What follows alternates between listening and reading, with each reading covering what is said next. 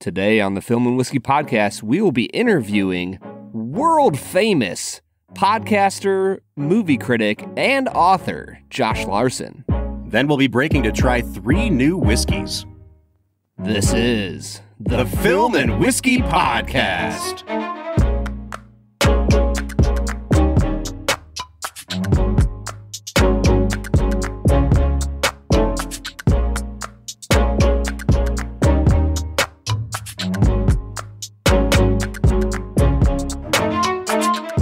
Hey everybody, welcome into the Film and Whiskey Podcast. I'm Bob Book. I'm Brad G. And we are coming at you with another special bonus episode. Bonus episode! Oh, I love the spooky voice, Brad. You're welcome. Trying to set the stage here a little bit. For Scooby-Doo horror, Bob. Yes. That's about what I do. This is the episode where we finally do our top 5 Scooby-Doo episodes. I get to talk about animated Sonny and Cher once Bob, again. can I tell you something? Yeah. I have never watched an episode of Scooby-Doo. Oh my gosh, Brad. You know, every now and then I'm reminded that you didn't have cable growing up, you know, and that's how I watched it because it was on reruns on Cartoon Network all the time. So it makes sense. And yet it doesn't make any sense, Brad. Josh, are you sticking with us here? Or it was my lack of Scooby-Doo knowledge? I'm getting increasingly concerned. You start off with a lie about the world famous thing. Then you mention your non-knowledge of Scooby-Doo, which is just a travesty. And, I happen to know from a previous episode, both of you are skeptical about horror. So I'm getting kind of nervous here. I'm not sure how this is going to go. Well, speaking of world famous Josh Larsen actually listens to our podcast. There you go. He at least listened to one episode 4 years ago. And here's the thing, folks. In true film and whiskey fashion, we are already off the rails. I was going to give our lovely guest today a lovely intro. And, Brad has derailed us already. But we are joined today by someone who we will say is a world famous author and critic, Josh Larsen, from one of my favorite podcasts in the world, Filmspotting. Josh, how are you today? I'm doing well, and hello to all those Canadian listeners we have that make us world famous. I'm grateful for all of them. Truly, crossing borders, north and north. Josh is here today to talk about his new book, which is called Fear Not, A Christian Appreciation of Horror. I have been looking forward to this book since you announced it on Twitter, I don't know, a year and a half ago, 2 years ago now, Josh? Yeah, that's probably right. Yep. I remember you crowdsourcing title suggestions, and I think you landed on the best one here, man. This is just it's a fantastic book, but I love a good provocative title, and you hit the nail on the head here. Yeah, thank you. I mean, it was kind of right there for me with the project. That's a phrase of some sort that appears so many times in the Bible itself that it seemed like it had to be part of the book in some way. So people responded to it as an option, figured why not just stick with it as the title. Josh is also senior producer at Think Christian, which is just an incredible site that does really deep analysis and really thoughtful analysis of culture and film and music and thinking through things from a Christian perspective. And so it makes a lot of sense, the book that we have in front of us here today. Josh, right before we hit record, you were mentioning that, you're kind of on a press tour of sorts right now for the book, and you're talking to a lot of different audiences about the book, some of whom may not be Christian or may not even be interested in a Christian lens on horror. And I'm wondering, let's just kind of situate ourselves in your press tour right now. What are some of your favorite kind of insights that you've been gleaning and in having to pitch the book in some ways to all these different kinds of audiences? Yeah, it's interesting. So far, I would say the responses have fallen in 2 categories. Some folks are immediately skeptical, or there's disbelief. And these may be some outlets, radio stations or so forth, where there's already a posture of slight suspicion towards pop culture. And so they hear something like this and it's disbelief that Christians can have an appreciation of horror. They should even be watching horror. And so that's an interesting conversation to have. It's kind of like starting from ground zero, right? And so those are fun to do. And then I will also hear from folks who are like, wow, I always knew there was a reason I resonated with horror so much. And it's nice to have that kind of put into words, put into spiritual terms. And that makes a lot of sense to me. So that's kind of on the other end of the spectrum. And then, of course, there are people, in between as well. And in general, what I've been saying about the book is it's obviously written, primarily for a Christian audience to make that case for horror films from that perspective. But I love hearing from people and even getting reviews like on Amazon from folks who say, well, I'm not from a religious background, wasn't raised in the church. But this was interesting to me because I was looking at films through another person's lens. And I think we do that with all sorts of film criticism, right? If we're avid consumers of film criticism, I love reading a specifically feminist take from a staunch feminist who has credentials in that way of a movie like Barbie, let's say, right? And so I think this is just another version of that where you're getting a specific lens on film. And I've always enjoyed reading those from other folks myself. So hopefully this is that for some people in that way. Well, let's get one of the quick things out of the way. In your introduction, you talk, from the Christian perspective, probably the biggest objection you would get, and the first objection you would get from a lot of Christians is the Philippians 4 passage, right? Anything that's true and honorable and just and pure and lovely. Like, think about that stuff, Josh. What are you doing thinking about all these horrific things? Yep. It's so funny you say that because just today on one of the videos on horror we posted at the Think Christian YouTube channel, I think that's where it was. We got that very same comment, right? Immediately, right? Yeah. So it's going to come, and I get it. I totally get the instinct, and there's some logic to that. I think Christians are encouraged to focus on the beautiful and celebrate those things. That's, one of the positive things about the faith, I think. But it's also a faith that is open to the reality of our situation in a broken world. So it's not an either or. We could get into the context of the Apostle Paul writing to that particular church and his relationship with that church and how they weren't being chastised by him. I don't know if we want to do that on this podcast, but the gist of it is he wasn't, reprimanding them for having watched, the first century version of horror movies. So it's a little bit different of a context. It was an encouragement to them. And so I think that's helpful in at least thinking about the verse in relation to horror. And then, beyond that, you can talk about, well, okay, but still, what is the value of horror for a person of faith, especially someone who wants to be a discerning viewer and is maybe, tries to avoid genres that are exploitative, which I'll fully admit, the horror genre can be very exploitative, right? I get that perspective too. I really love the introduction to this book. I was telling Brad, in a lot of ways, I have a few chapters highlighted, but I love the way you set the argument out in the intro. An argument might even not be the right word, because this book is not called, a Christian defense of horror or a Christian apologia for horror. It's you say very clearly up front, I think that Christians can and should partake of horror films because there are, in the best instances, redemptive elements to it.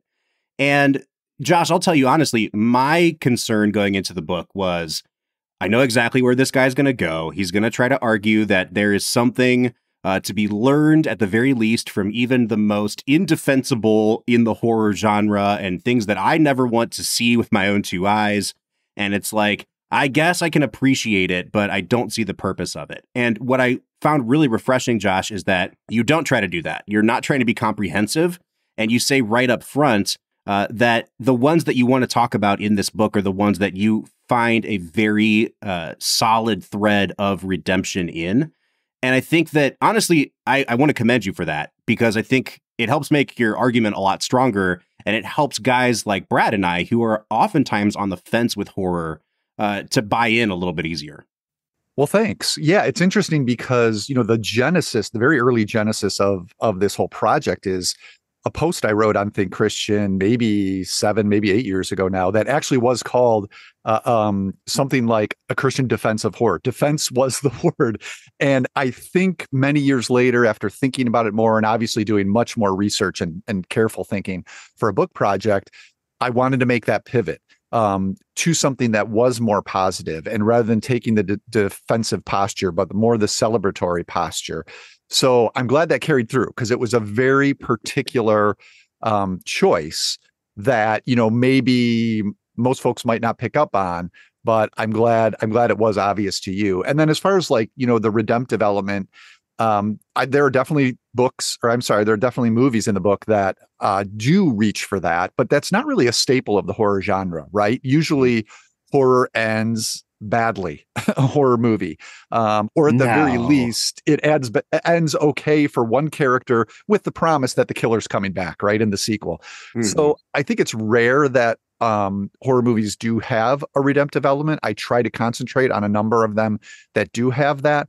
But I also wanted to argue in favor and appreciate those that do just kind of make us sit with our fears and think rightly about them, because I think there's value in that too. And I think that's what I love most about the book is the way it is laid out. Like there's a Christian author that I really love named Terry Wardle, and he talks about how all human beings have these 6 core longings. That we desire to have love, belonging, safety, significance, understanding, and purpose.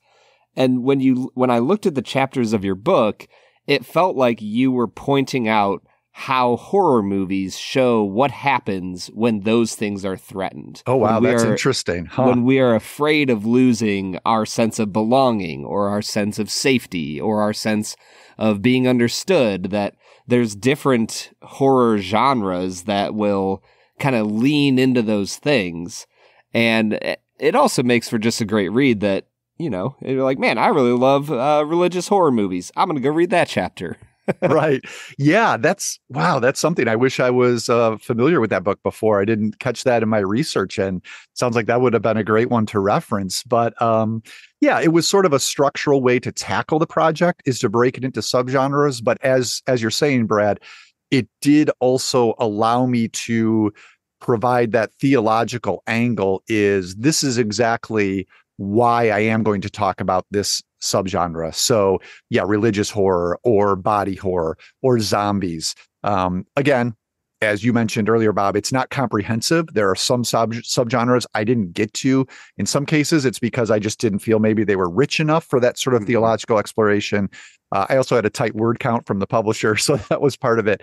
But yeah, definitely structuring it that way, gave me a path to follow that ended up being incredibly rich, because I knew a couple of those subgenres would pan out, but then others, it isn't until you start watching the movies, rewatching the movies, and making some connections. And, it might be a case where, okay, it's not going to work.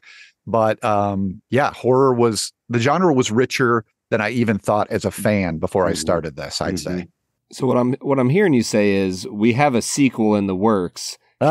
Keep fearing not, a continuing Christian appreciation of horror movies. Yeah, like any good horror sequel, it'll have to be like a part 2, right? Or something and written by somebody else who's a far lesser author. We'll see what we can do about that. So Josh, now that I've got you here, and since we gave you a bottle of whiskey last time, I want to kind of reclaim some of the time that I've purchased with my whiskey and sit on your psychologist couch for a minute.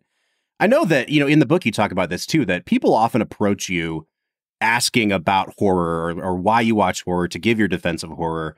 And Brad, you and I have, we've watched, I don't know, hundreds and hundreds of movies for this podcast at this point. You know that I don't shy away from movies.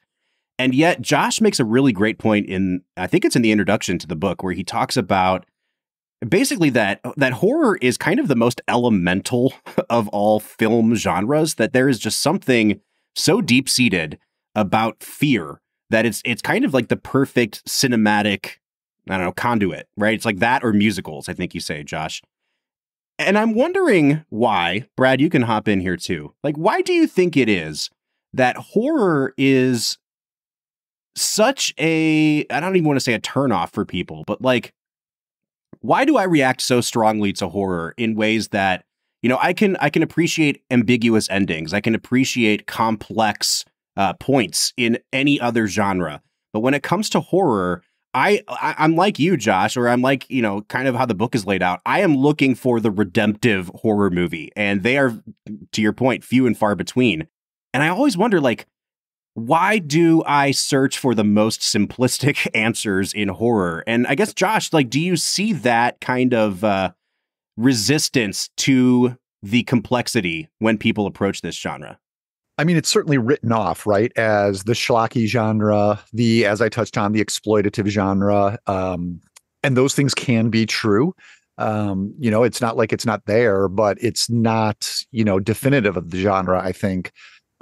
It's just so visceral, it's movies it's an art form that can bypass, and I suppose music can do this too. I mean, every art form does this to some degree, but movies in particular, I feel like can bypass the logic, the reasoning, those sorts of intellectual elements, and just get right to your core primal responses. Now, that's another thing that can be exploited, and I think that's when you get bad horror, right? When they're just going for that shock or just going for the easy jump scare. But the ones that work with more artistry, and that's the other thing I wanted to give a lot of time to in the book, is the artistry in this genre. The ones that do that, they affect us in ways that are out of our control. When we respond to even a movie that's ambiguous, we can start wrapping our mind around it in some way we want. And what we're doing there is we're gathering control of the film. That's why people like us who love movies love to go to them and talk about them afterwards and just keep processing them, right? Well, horror, the great horror, you can still do that with. But also what horror does is it bypasses all that and just gets you. It just gets to you. It gets into you. And there's something disabling about that. We lose control. There's something humbling. There's something about feeling powerless. These are all the things that is also obviously related to fear. And so I think it's just, the obvious answer. What I'm saying here is people don't like to be afraid. And so this is why people ask you, why do you watch horror movies? I have enough anxiety in my life already. That's something I'll hear. And I think you two have even expressed that. I think it was, when you were talking about The Shining, right? Maybe one of you said something along those lines, but yeah, and I get that. This isn't an argument that everyone needs to watch horror. I would want to be clear about that, depending on, your own psychological makeup, your life experiences. I'm sure there are plenty of people who have had enough of this sort of stuff or stuff close to it. They don't need to see it on the screen. Totally get that. But I think that also speaks to why it is such a powerful genre, is it just goes straight for the chest and right in there. Well, and what you're saying has me thinking that, like, our emotions always say way more about us than they do about the thing that might be evoking it.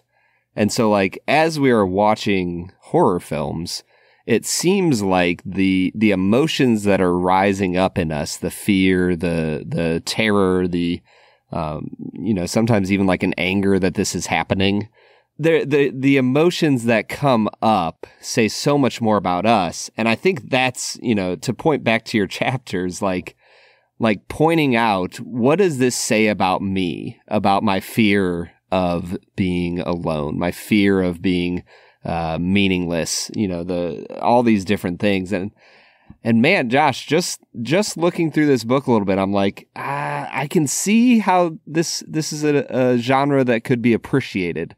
Don't know if I'm appreciating it yet, though. But I don't know if I need all of those fears brought back to me. Totally valid. The other side of that is some people, and I think I probably fall more into this category, find that horror can be cathartic. It can, I don't know, I tend to repress things, especially things I don't want to think about. And that's not always healthy either. I think we could dovetail into a whole conversation here about, I don't think that's a very Christian response to fear as well. I think, if you look at the Bible, there's a reason you see these very scary things, is so that we can confront them and deal with them. Some people might do that through counseling, therapy. I think horror for other people can serve that purpose. It can be cathartic. If there's an anxiety you feel about parenting, let's look at something like The Babadook, which I put in my psychological horror chapter.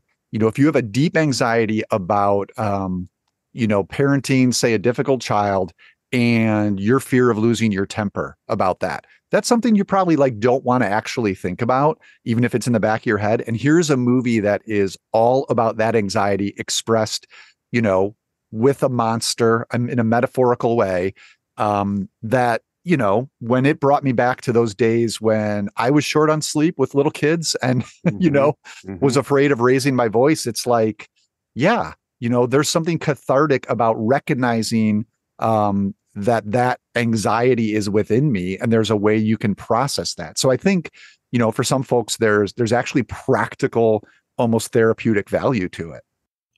Josh, you mentioned one of the first words you said in your response was that you tend to repress things. And one of my favorite quotes from the whole book is you say that the articulation. So let me set the stage. You're talking about Dietrich Bonhoeffer, which is, fun fact, the way to Bob's heart. And okay, so I'm with you. You're quoting Bonhoeffer about the great storm that arises on the sea and what fear does and how it kind of severs ties between us and God. And you talk about how the articulation of fear is a more Christian response than the repression of it. I thought that was a really beautiful sentiment. And you do see that all through the Bible, that people are making confession. Like, I am afraid in this moment. And you go on to talk about how your pastor preached a really impactful sermon where he talked about being a Christian is not going to protect us from the things that are a result of a fallen world. But we have the opportunity to call those things out, not to celebrate them necessarily, but to bring them into the light. And I think that when horror is done well, it helps us bring those things into the light. I guess where I'm still struggling, Josh, is when, and I guess it's the movies that you don't talk about. You know, it's the ones that seem to be nihilistic for nihilism's sake, or to imply that there is no hope. And I think sometimes there is, you know, there's a benefit in art echoing hopelessness sometimes. But I also think that I'm still more sensitive to that being the overarching theme in a horror movie than I am in, say, any other genre. And I think it really does kind of tap into, it's elemental, but it really does kind of get to the existential, perhaps better than any other genre. And I'm wondering, like, do you still find things worth thinking about in films like that? Or is there a point even for you where you just kind of say, this has no redemptive qualities for me? Yeah, I certainly get there. And I'm thinking of, you know, there was the whole torture porn trend of, I don't know, it's maybe 20 years ago now. And so I'm thinking of Saw and Hostel. And, you know, I did not end up seeing all of those, but I can remember this was a point where I was, you know, a daily movie reviewer for a newspaper. So your job was to see everything that came out. So it was a less selective position than kind of, you know, where I'm at now. So yeah, I saw all that stuff and certainly got to a point, I think it was probably a Hostel film, maybe the second one, where, you know, I'm the reviewer and, you know, I'm not walking out. That, you know, that's my job is to be there, but I'm definitely like half watching the screen or, you know, tying my shoes for 10 minutes or so, you know, because those are the movies that I found to be exactly what you're talking about. I think there can be films in this genre where there is almost a reveling in the awfulness. And that's something completely different than confronting and recognizing awfulness and brokenness. Yeah. I think there's a distinction there.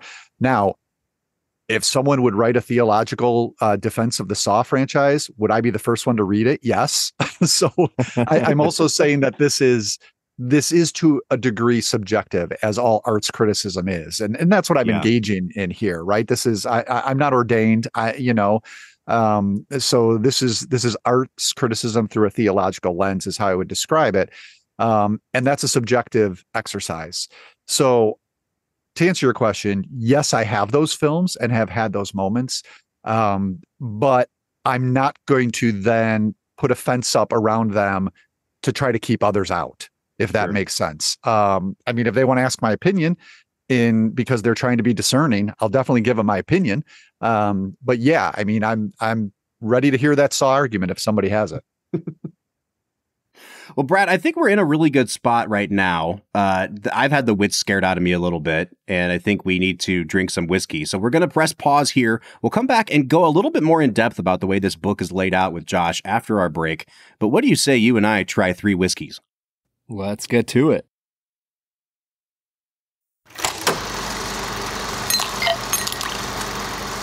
All right, so it's time for us to drink 3 whiskeys. And I realize, Brad, that I've mentioned multiple times on this episode that we're drinking 3 whiskeys, and I have not once said what those whiskeys are. So, what a surprise great podcast host. surprise. Yeah, the whiskey part of Film and Whiskey is definitely suffering today, but we're going to make up for it by tripling the amount we typically drink. So we're not just tripling the amount, but these are like 3 really big releases, Bob. They absolutely are. So the first one we're going to be trying is Castle and Keys Small Batch Bourbon. Then we're going to try a new whiskey from Copper and Kings, which, Brad, you were just educating me about Copper and Kings. So I don't mean to make you repeat yourself, but I'm absolutely going to do that now. Tell the listeners a little bit about what Copper and Kings is and what they have been in the past. Yeah, so the best that I can tell, Copper and Kings has been making apple brandy for quite some time now. They have 3 different expressions of it. They've been included as the only non-whiskey producing distiller on the Kentucky Bourbon Trail, and I think that's because they've always been planning on making their very own whiskey, which they now have. We are going to be having some of their Sonic-aged bourbon, Bob. There you go. We'll talk a little bit more about exactly what's in that bottle when we get to that one. But the third one is from our old friends at Bardstown Bourbon Company. This is their collaborative series where they're pairing up with Goose Island Brewery to age some of their bourbon in old stout barrels. And they also sent us a bottle of Goose Island Stout that was finished in old Bardstown barrels. And so we won't be trying the beer because primarily this is not a beer-based podcast. Also because you're not even going to drink it, Bob? No, I was just saying I haven't tried it yet. So we're not I literally have not gotten around to trying it yet. I've been saving it for a more special occasion than just talking to this schmo on the other end here. So we'll try the whiskey. And I just want to say for off the bat here, thank you to Bardstown for also sending this bottle of beer. I am really looking forward to it. I do love me some good beer, Bob. Especially dark beers. I'm a big stout and porter guy. Yeah, I absolutely love pretty much all beer at this point. For a long time, I did not like darker beers. That fell off. I fell off the bandwagon a long time ago on that. And for a long time, I did not like IPAs. And now they're still not my favorite, but Bob, I'll drink just about anything. That's your new slogan. Brad G, I'll drink just about anything. All right, man, let's dive into these 3 expressions. Where do you want to start, Brad? Let's go ahead and start with this Castle and Key, mostly because I have to comment, this might be the heaviest cap that I have ever experienced on a whiskey bottle. It is a hefty cork, man. I'm very excited to dive into this bottle, but getting into it was like tapping into Fort Knox a little bit. I think they're leaning into the titular nature of their whiskey. Yeah, so like I said, this is their small batch Kentucky straight bourbon whiskey. This was released in 2023. This is the first product from Castle and Key that actually comes from their distillery. So they'd been sourcing for a long time. This is their own distillate. So this is batch number 2. Brad, I don't know if you care, but bottle number 24,000 and some. And it's aged for 4 years. So let's go ahead and give it a try. Yeah, and they are pretty good at putting their stuff online. So if you're ever curious about each individual batch, each individual year, go check their website out. They have a lot of really good, transparent information. Mm-hmm. Bob, on the nose here, I think this is a really fascinating whiskey. I'm getting like a toasted sugar. There are some floral notes and kind of like a baked apple feel, but not like an apple pie. Like if you just were like kind of sauteing some apples without any of the seasonings. Yeah, it's closer to being like apple peel than it is like the flesh of an apple. I really like this, man, but it definitely stays in that sort of like oakier, dustier category. Not too sweet. And then even when you get to the palate, I just took a sip. There's a nice like saline kind of underlying this. It's a little bit saltier. It's got like some really great toasted oak notes. It doesn't drink like 103 proof. And I really like that about it. Like the alcohol is not aggressive at all. I think this is a really solid release, especially as the first release that's coming from their distillery. I think for me, the floralness of this really sticks out. There's a lot of rose petal. On the finish, it's really full-bodied. There's a lot of spiciness. I got almost, it transformed from like apple peel into almost like a pear. This is like really delicious stuff out of Castle and Key. And I think the big thing for me, this is like really unique and really well built. And really affordable, too. Let's also mention, like, this is they're like a major player in Kentucky now on the Bourbon Trail, but in the scheme of things, they're a pretty small player. And so to be producing their own product, releasing it, I think this is like a $45 price point. But when you take into consideration the packaging that you're also paying for, and usually you and I are not swayed by packaging, but I think this is an incredible value. Yeah, it's an incredibly gorgeous bottle of whiskey. The shape reminds me a little bit of the Tamdu scotch that we had a little while ago. Yep. I think this is a absolutely gorgeous bottle. All right, well, let's move on to the second one. And I say we tip into this Copper and Kings a little bit. So like you said, they were a producer of American brandies. Now they've moved into the world of bourbon. And this is a sourced bourbon. This is not their own distillate. But from what I can see on their press release, it's a blend of 5, 10, and 15-year bourbons. Now, Brad and I were each lucky enough to get a full bottle of this sent to our homes. And once again, the PR team is absolutely killing it with the packaging here. Yeah, it is absolutely gorgeous. I will say this. Orange and black are just an incredible color combination. My high school, football team's colors were like orange, black, and white. There is something just super sharp about the way this came out. They had the butcher paper wrapped around the bottle. Everything about it. I was very impressed. Now, this is finished in apple brandy barrels, and it is bottled at 55.5 ABV or 111 proof. Brad, what are you picking up on the nose here? It has a really nice traditional nose. There's a lot of caramel and vanilla. For me, some peanuts started coming through, almost like a peanut shell. And there's just a hint of spiciness here, but nothing overwhelming.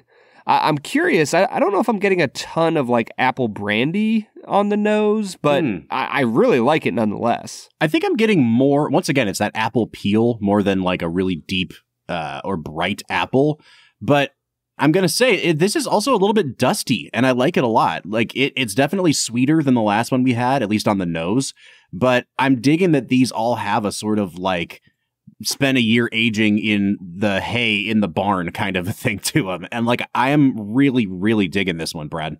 Yeah, it's got a lot going on for it. I think that flavor-wise, it hits all the right notes and really is an awesome addition to the world of whiskey. Oh, man. Oh, this is doing it for me, man. Yeah, dude. Incredibly, it's like peanut butter and butterscotch and vanilla bean. Incredibly viscous. Yeah, and like with the last one, I got a little bit of saline on the very front of this, but it's more like a salted caramel, and it gets this creaminess to it. It's almost like a flan, but then it finishes with some of that red apple peel again. This is incredibly complex. Tons of baking spices here.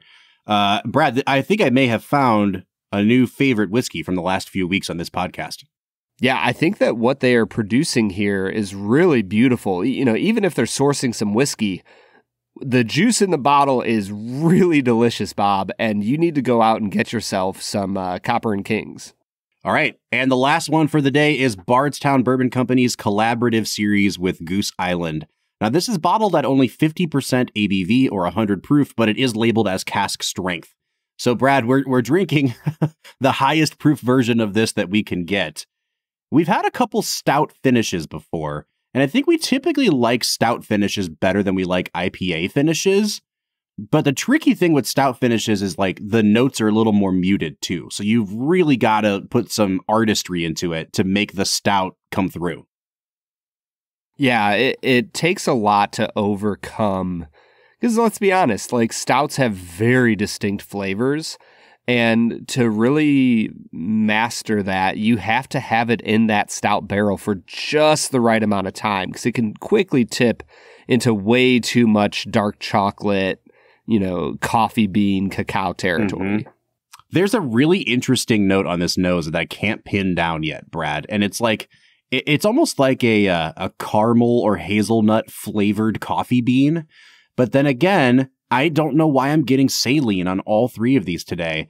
There's almost I don't know. It almost smells like a bag of potato chips a little bit to me. I don't know if that makes any sense to you at all, but it's like being in a really comfortable pub and, you get an order of like chips and you are taking down a Guinness to go with it. Like it's all right here on this bourbon for me.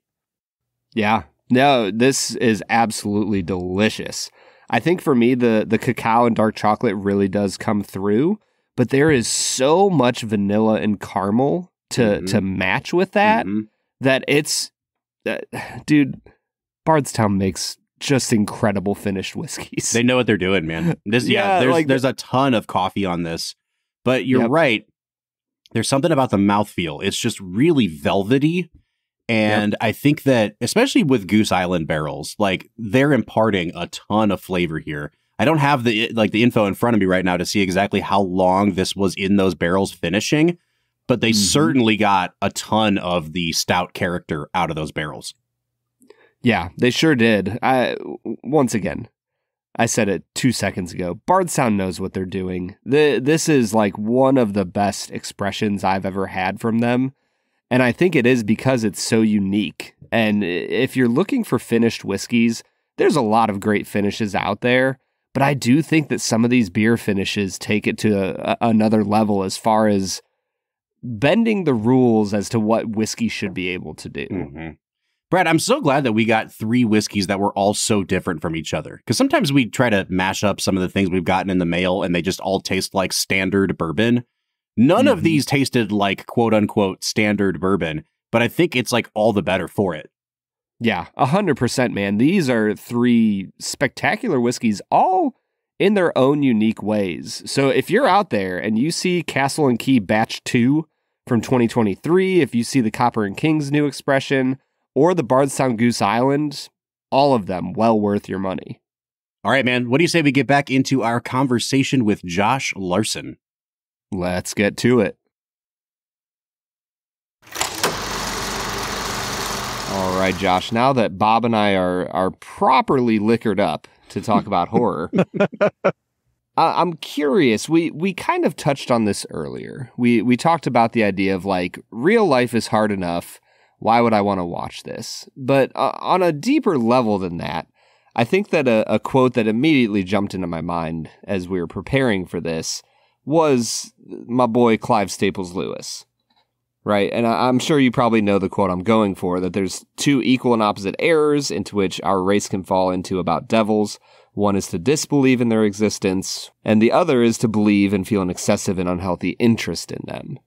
And I think that for me, one of the reasons I don't like horror films is because I grew up in a church tradition that had lots and lots of missionaries. And from a very young age, I have heard stories about things that happen overseas that would put almost any horror film to shame. And so I've never had an issue with like believing in the spiritual world. And I think that horror films can help us realize, hey, there's a lot more to this world than just the physical. But what do you do when you're trying to balance between those two extremes, as Lewis puts them, and still watch horror, but recognize that like the real world genuinely is way scarier than any horror film could depict? Yeah, there's a lot there. And this is in Lewis's novel, The Screwtape Letters, is kind of where this idea is explored a little bit too, right? This correspondence between two demons. That's what I find fascinating about the subgenre of religious horror is it works in a couple of different ways. If, again, looking at the construct of the book, each of these subgenres tends to explore a particular fear. What I identify with religious horror is it's exploring the fear that a spiritual realm is real. And it can mean, to what you were just saying, Brad, it can mean that for the person who already believes that, the person of faith, it's really going to push those buttons, which it sounds like it might for you.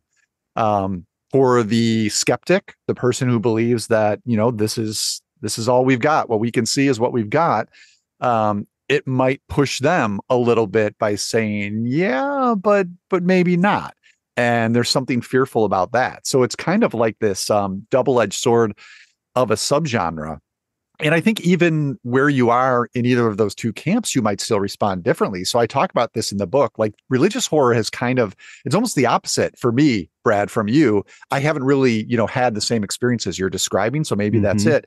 But because I am familiar with a lot of the iconography and, the references that filmmakers use in religious horror, it doesn't have that unsettling unknown aspect for me that I think probably is effective on viewers who haven't gone to church all their life. Some of that stuff in, like, say, The Exorcist, some of the rituals in that, a lot of that language is somewhat familiar to me. Whereas if it's the first time you're hearing it, it's like, oh, what's all this spooky talk? And it might work a little differently on you. So yeah, it's a complicated subgenre, the religious horror one. I think where I would want to be careful to the particular experience you've had is any movies that are exploiting maybe some of those realities, especially if they're coming from, outside the US. You got to be really careful there that you're not misappropriating or mischaracterizing another culture. And I mean, I'm not saying this was the case in any of these stories you heard, but like there can be religious groups and figures who exploit that just as filmmakers exploit it. So, so it's tricky territory. Yeah. Well, and talk a little bit more about that. I think your use of the word exploit is really important here. Like, what do you think filmmakers are exploiting, and where do you draw the line between a film being provocative and a film being exploitative? Yeah, I mean, you could try to rationalize it and say, and I think this is helpful, did that element of content that's being discussed, did that have a thematic purpose, an aesthetic purpose, or was its sheer purpose just to be extreme, to shock, to get some sort of immediate response? That I find exploitative. Now, that, of course, is all subjective as well. Someone might say, oh, well, I thought, it connected to this in a very important way. For me, I'll be honest with you. The only way I can describe it is that I can feel it for myself almost in the way a movie moves. It's like embedded in the filmmaking. It's how the camera moves. It's how the music is used. I sometimes think of movies as people. Like, when the movie comes out, yes, it's an artistic creation, but once it's going there up on the screen, it's become, in a way, a living thing.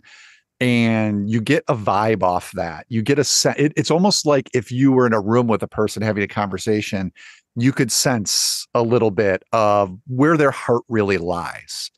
And sometimes in movies, I can get that sense, and I can't, I wouldn't be able to point to, like, this is exactly why I think it's exploitative because of this edit or this use of lighting. But it's more about where the heart of the movie lies. And that's where I would go back to Saw and just watching some of those, or Hostel or whatever, the movie's heart just felt in a pretty dark place to me, is what I would say.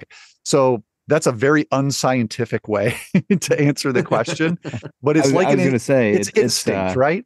Yeah. I was going to say it's, I know it when I see it type of situation. A little bit. And what I see might be different, right? Like from how you see it. So you have to allow for that. Bob, I have tried to put this movie out of my head, so you'll have to remind me of the title. What's the movie that I hate? How can I narrow that down? Come on, man. There are so many. We're talking about horror. Jake Gyllenhaal and Amy Adams. Oh, Nocturnal Animals, which I would not even consider a horror movie, but it does depict horrific things. The reason I bring it up is that, Josh, I'm sure that you have seen this film. Yeah. This is probably, for me, one of the most unsettling, disgusting, like I could go on for a while. Suffice to say, I could not find anything redeeming about that. While I can still say, having watched many, many movies now, The movie is brilliantly made. It accomplishes what it's going for. So I'm not like crapping on the director and anything like that. But that's a movie that I walked away from going, nope. Did not care for it myself. I think what stood out to me about that one is, Tom Ford was the writer and director there. And this was his second film after he made A Single Man, which was just a wonderful movie with who is Colin Firth, right? Colin Firth as an English professor, set I think in the 60s, grieving the death of his partner. So that's kind of where I came in on Nocturnal Animals, and it's like, whoa, what happened here? I was so excited for Tom Ford's directing career. He was, of course, a designer, fashion designer before that. So yeah, haven't thought about Nocturnal Animals much myself either since that came out. On that note, Josh, now that we're talking about specific people, we're just going to call out directors now. But oh boy. No, I want to ask though, it's never been an uncommon thing to try to psychoanalyze filmmakers through their work, right? And I know this is a hot button topic, but one of the easiest ones ever has been Woody Allen, right? I mean, he puts everything into his movies that he thinks. Yeah. I do wonder sometimes though why we don't seem to do it with horror filmmakers as much. Like we seem to appreciate their craft, but we don't really psychoanalyze them so much. And I think, prior to this year's Beau is Afraid, Ari Aster wasn't really interrogated for the movies Hereditary and Midsommar. And I've always wondered, with people like Ari Aster, and now that he's kind of put his entire inner life on screen with Beau is Afraid, it doesn't. The point is not as strong as ask. Exactly. But I do kind of wonder sometimes, when filmmakers make a name on kind of plumbing the depths of the darkness of the human soul. Do you as a film critic ever just kind of sit back and think to yourself, are you okay, man? Like, what's going on with you? No, I don't. It's a good question though. That last part, I probably don't, because though I engage in auteurist theory quite a bit, which is seeing the director is the author of a movie, and then that's the most important thing.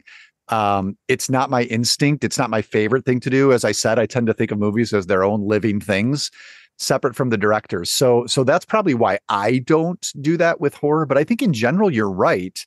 It's not done for horror directors as much as other directors. And I think it probably comes back to the idea of the genre not being taken as seriously, right? Like the serious arty directors, and I'm not saying this is true, but I think this is the perception, aren't necessarily working in horror. Like you guys, even when you were talking about The Shining, like you noted how Stanley Kubrick, not a horror director, like this is really his only horror film. And so I think that's probably why, though I do remember, by the time Midsommar came out, Ari Aster's second film, people were starting to realize that this is a filmmaker with a distinct vision, a distinct interest in similar themes. That's what, an interesting thing about auteurist theories, to trace similar themes across a filmmaker's body of work. I think you could also say that that's been the case with Robert Eggers, who made The Witch, and then The Lighthouse, and then The Northman. I think you saw critics taking an auteurist approach to them, and again, tracing themes and asking some of those questions of why is this something that this filmmaker keeps returning to? So in general, though, it's probably just a fact of the genre being taken less seriously overall. All right, Josh, I'm going to let you get down off the hot seat for a minute. I feel like we drank whiskey and then came back and put you really on the defensive here. But you're good. You're good. I want to talk about the way the book is laid out a little bit. And I really love, you go chapter by chapter and you're kind of breaking down subgenre by subgenre. But what you identify in each subgenre is a pretty primal fear attached to each of those subgenres. So for your first chapter is monster movies, and you call that the fear of our own capacity for sin. Zombies, fear of losing our individuality. And I really love how you lay it out and how you approach each of those fears and demonstrate that horror speaks to each of those things. And I'm wondering how you came up with that kind of framework for it. And like, at what point did you see these as emblematic of specific primal fears? Yeah, that was the fun part. And that's what's, I've enjoyed about doing longer form projects like this and like Movies Are Prayers as well is devising this structure. And then there's always that really scary moment where you're a couple chapters in and it's been working. And then you realize you've got, 9 more chapters to go. And is this really going to pan out? So yeah, I think it probably started by realizing, we did need a structure to the book. And this was with my editors. This was a bit of a commission project, actually from Fuller Theological Seminary. So my co-editors, Cutter Calloway and Elijah Davidson, we knew we needed some sort of structure for this. Mm-hmm. And, there were a couple of ways to go about it. You pick, say, 12 classic horror movies and write a Christian appreciation of those movies. But that would be a little limited, right? You'd have only so many titles. And the idea of subgenres came up fairly early on because the genre of horror is so vast that as soon as you start thinking about this, you realize, oh my goodness, but there are ghost stories. There's body horror. There's, a brand new subgenre of the last 30 years ago or so, found footage. Mm-hmm. And so it did seem like breaking into subgenres would make it a bit more manageable, allow us to address more titles. And so then it's like, okay, but what's the further justification for doing this? And here's where it had to connect theologically some way. So I kind of went back to that Think Christian post I wrote, which was about this idea of, not repressing fear being a better Christian response. And then asking myself, well, where do we see fear in the Bible? What are the things that are making the figures in the Bible afraid, which is often reflecting our own fears, even in this day and age? And then connecting those dots to some of my favorite horror movies. Yeah. So, because you've got to have, for something like this, you've got to have the genuine passion for the titles. I think to get through the project, for one thing, and to make it come alive on the page for the reader. So I had to go with movies that I really love, and that it's almost like a puzzle at that point. You've got the different pieces. You've got favorite movies, you've got the subgenre, you've got the theological element, and then that's where this idea of, okay, so what's really going on in zombie movies?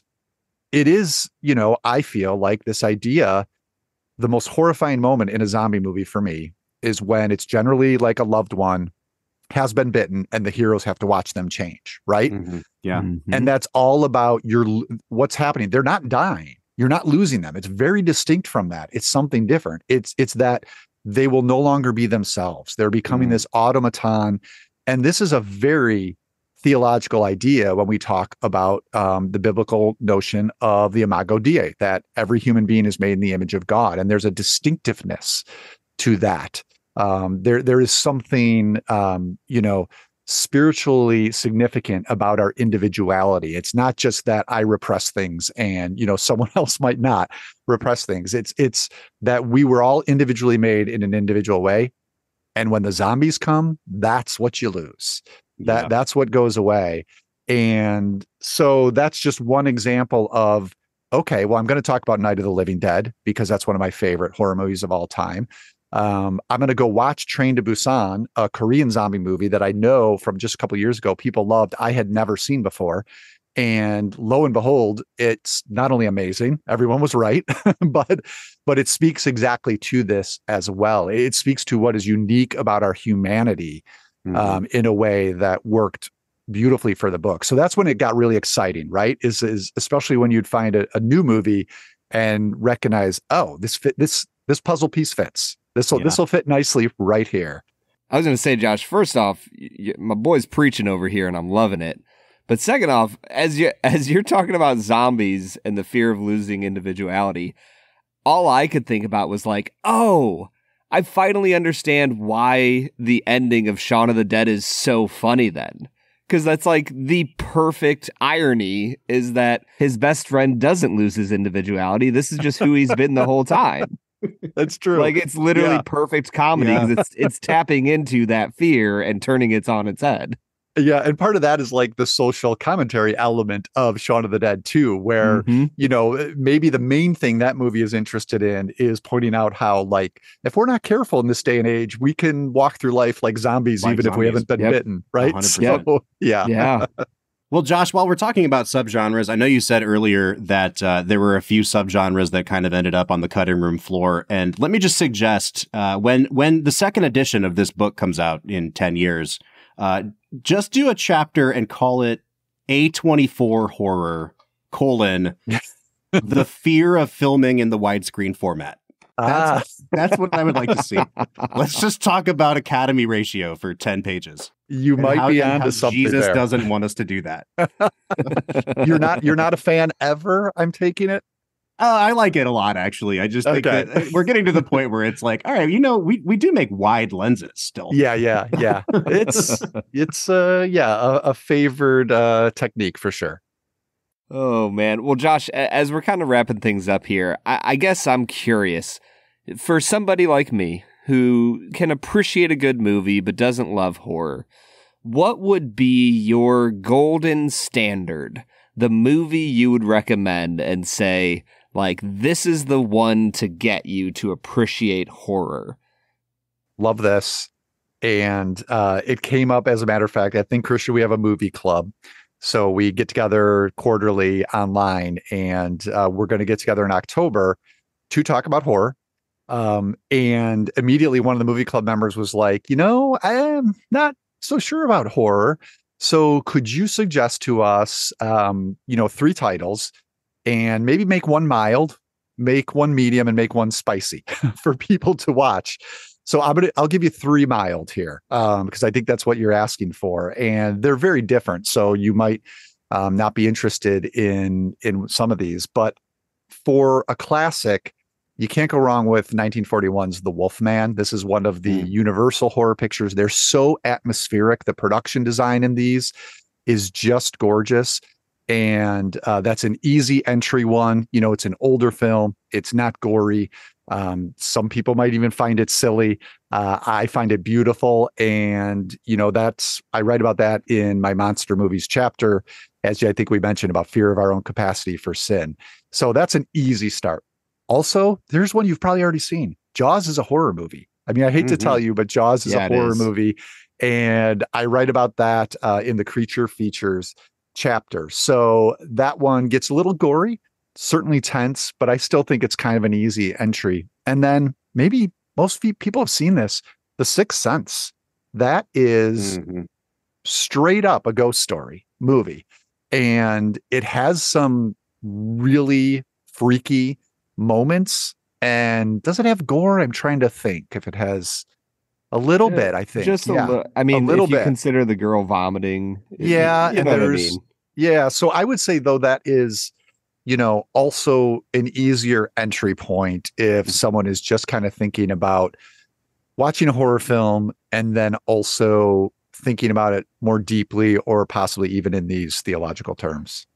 And my final question then, while people are watching these 3 films, what are the questions that you would encourage them to ask themselves about their experience, about their emotions, about how they're feeling and interpreting the film?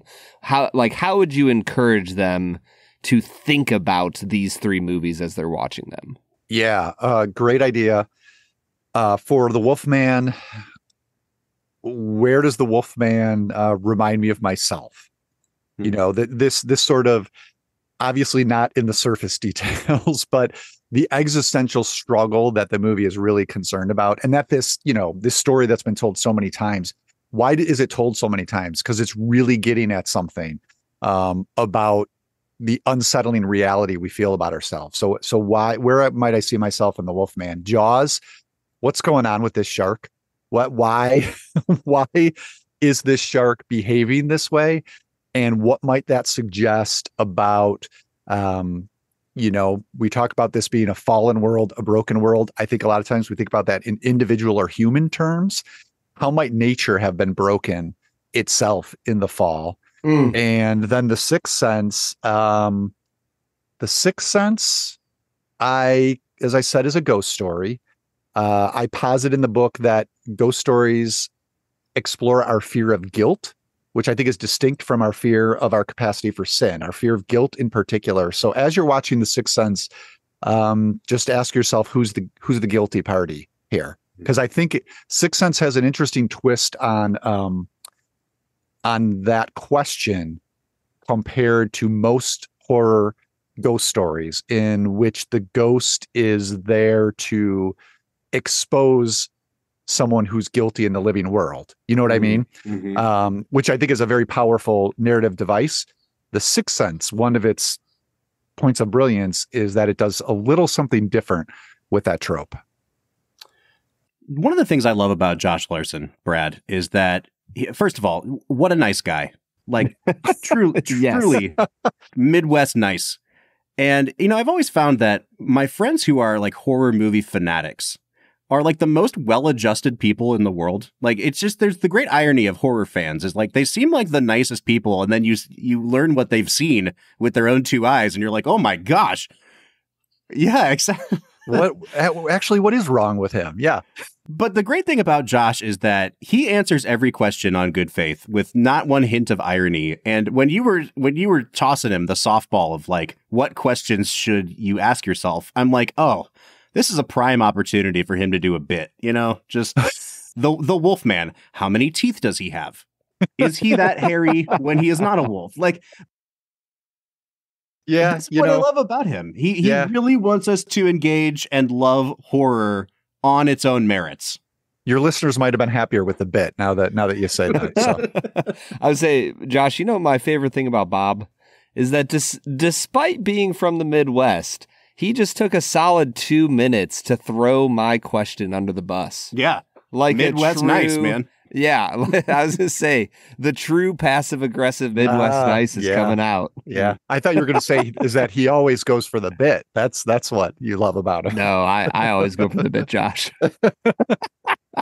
All right, folks, this has been Josh Larsen. He is the host of Filmspotting, and he is the author of Fear Not, A Christian Appreciation of Horror. Josh, where can we find the book? I mean, it's pretty much everywhere. If a lot of folks will say, but I like to support an independent bookstore, and there's a great place, bookshop.org, that allows you to order online and still do that. So they carry it as well. So that's bookshop.org. But otherwise, yeah, it's at the big place too. Yeah, I was going to say, my question to authors is always this: where can I buy the book where you get the most money? That would involve more math than I care to do. So I have no idea. So bookshop.org. Yeah, that's a great place to pick up books. Aside from just buying bootleg copies out of Josh's trunk, we're going to say. Yeah, I'll get to that point. All right, we will be back on Tuesday with another regularly scheduled episode. But until then, I'm Bob Book. I'm Brad G. And we'll see you next time.